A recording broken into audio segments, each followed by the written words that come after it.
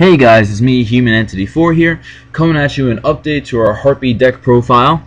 The last profile I uploaded got a lot of views, and that's really good, though a lot of people hated on the fact that I was talking about the rarities too much, so I'm going to keep that to a minimum in this video. Basically, you can see rarities all for yourself.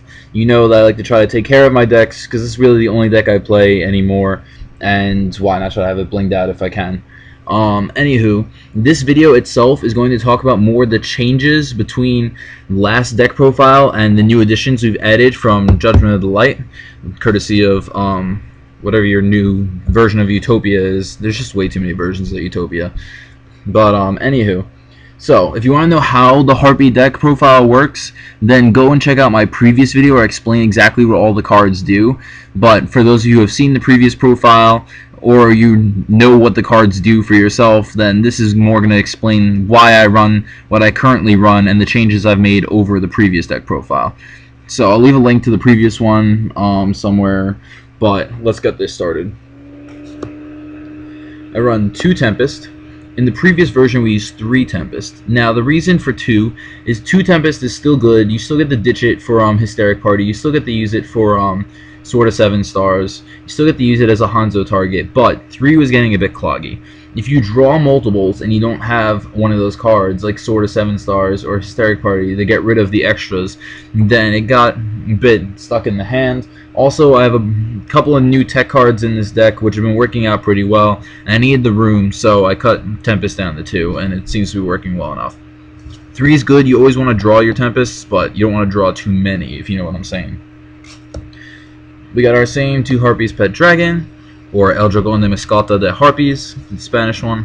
I just like that name. 3 Harpie Chandler. She is your Ditch a Harpie, Special Summon a Harpie. Nothing new there. Nothing new also with our Harpie Queens. Ditch her to catch the field spell.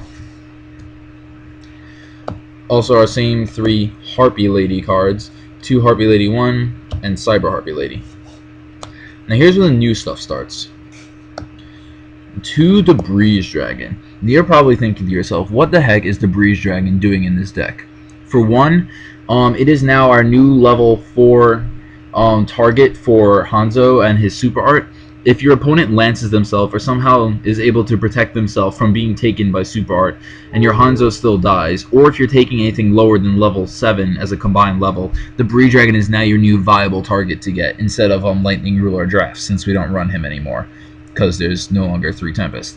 Also, Debris Dragon is a tuner, which plays an important part in getting out perhaps my new favorite boss card, Star Eater. Star Eater is an amazing card, and I'll talk about him more when I go over the extra deck. And basically, he defies rules of the game, which makes him really good. Basically, any card that negates or defies rules of the game is pretty broken. Like, Effect Veiler negates a card. That's good. It stops something that's supposed to happen. Solemn Judgment negates something that's supposed to happen. That's good. So, Star Eater works like that. It stops things from happening and hurting it. And Debris Dragon is good because he's also wind, which, I mean, doesn't really matter, but still sticks and helps us when we're playing stuff like Gozen Match in the side deck. He's 2000 defense, beefier than our Lightning Ruler drafts if you have to get rid of him. And his tuner ability is great for reviving our new friend Fog King. Fog King is probably, if you weren't expecting the Debris Dragon, you definitely weren't expecting Fog King. Fog King is probably one of my new favorite tech cards in the deck. He's a 0/0 that can be normal summoned, and he's level 7. Level 7 is the most important part of this, because you can use him to exceed into our Dracossack and Big Eye. You can normal summon Fog King and then special summon a Tempest, go for rank 7 right there. Nice and easy. Also, you can use him for our Sword of 7 stars as dish fodder. You can use him as ditch fodder for Hysteric Party. And then when he's in the graveyard, our friend Debris Dragon, because he's 0/0, can special summon him. So if you normal summon Debris Dragon, special summon Fog King, that is instant Star Eater. And Fog King is a really good card. I really like it so far. It hasn't hurt me yet. I might even, sometimes I've had to just normal summon him and then have him get run over, which is fine. Because then there's no way they're expecting Debris Dragon to come next turn and make Star Eater out of it. And Star Eater hangs around for a long time. So, that's our new tech. Star Eater gets over a lot of things with 3200. But Fog King and Debris Dragon, Fog King being level 7, and still do that, Debris Dragon being Hanzo targetable and all that other fun stuff. Speaking of our Hanzos, we still run our 3, and the last little monsters, and a new card as well from Judgement of the Light, Traptrix Myrmeleo, or however you're supposed to say her name. Basically, he, she, whatever it is a bottomless trap hole searcher, and that's all you need to know. It is 1600, and when you summon it, you get to add a trap hole from your deck to your hand, aka bottomless trap hole. And I like searching things like the Hanzos. I like adding hand advantage, so plus bottomless trap hole is a great card. So we run 1 of her to search our 2 copies of bottomless. Onto the spells. We got our 2 Sacred Sword. We cut down 1 of these from the last build. Again, there's no 3rd Tempest. I mean, you can use it for fogging, you can use it for a dead Harpies Pet Dragon in hand, or you can use it for Tempest, but you're not really plussing as much anymore without the 3rd Tempest, so 2 swords is fine. Also, we need the room for some of those new cards. Our same 2 Harpies Hunting Ground. I don't think our spells have really changed at all. 2 Hysteric Sign. Our broken get 3 at the end phase when it dies card, as well as being able to search Elegant ROTA, our 2 Forbidden Lance,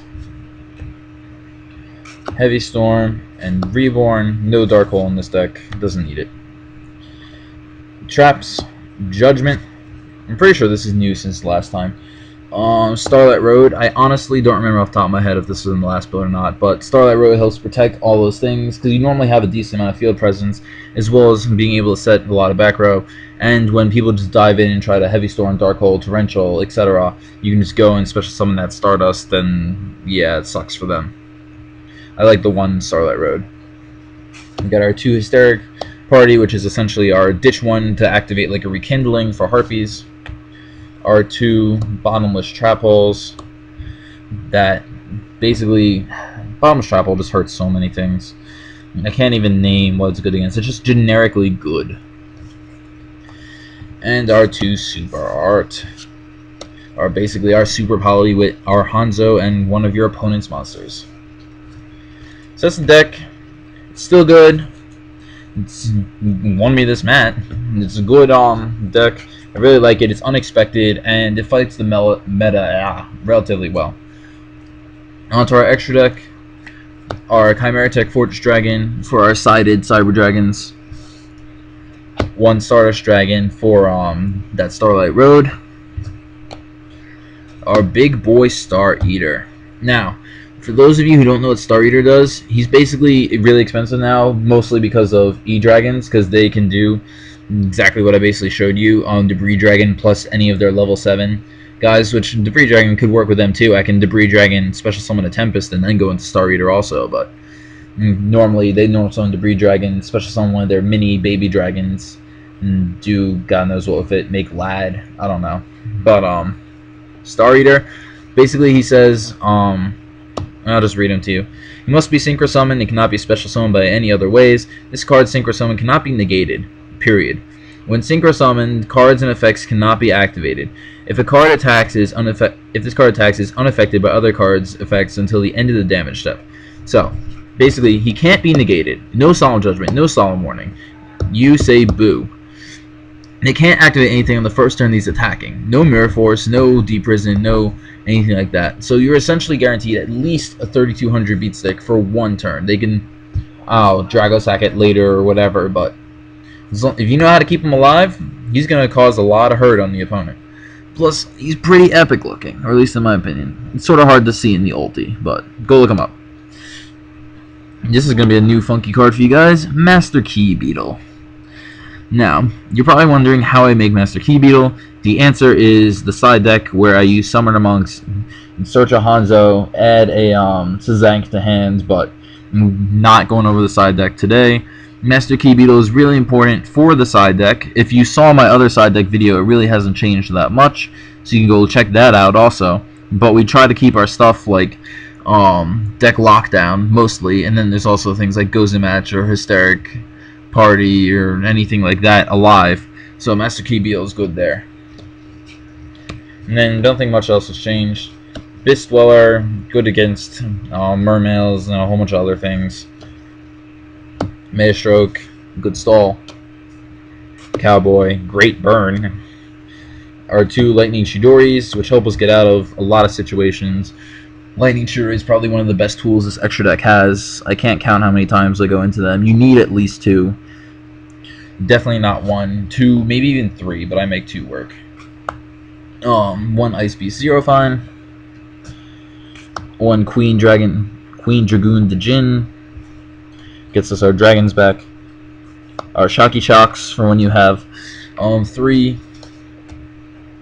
And then our big rank 7s, Mecha Fanabeast Dracossack, Big Eye, and number 74, Master of Blades. And he's good too because he basically is like a weaker version of Star Eater. Basically, if your opponent targets him, you can attach material, negate it, and blow up one of your opponent's cards. So yeah, pretty good.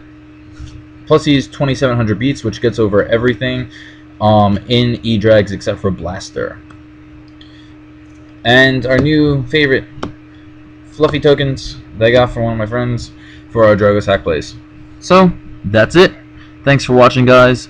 Tell me what you think of the deck. This is the newest version. If you got any questions, you know I'm always here to answer them. So I guess this is it. Human 34 signing out.